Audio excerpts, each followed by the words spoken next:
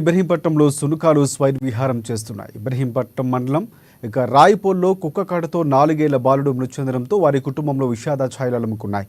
రాయిపోలు గ్రామానికి చెందిన శివ మాధురి దంపతులకు ఒక కూతురు కుమారుడు ఉన్నారు. కొడుకు క్రిస్టియన్ షో అదే క్రమంలో పుడమి స్కూల్లో చదువుతున్నాడు.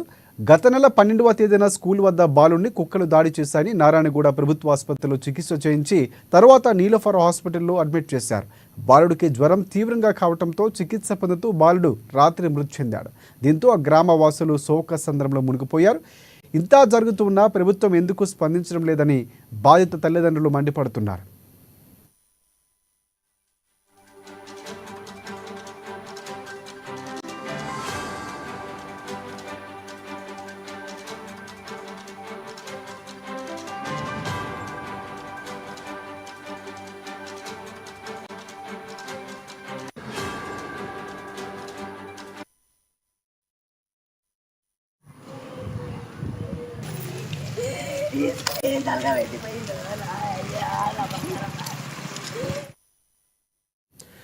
క్విట్ ఇండియా దినోత్సవం సందర్భంగా గాంధీ భవన్లో కాంగ్రెస్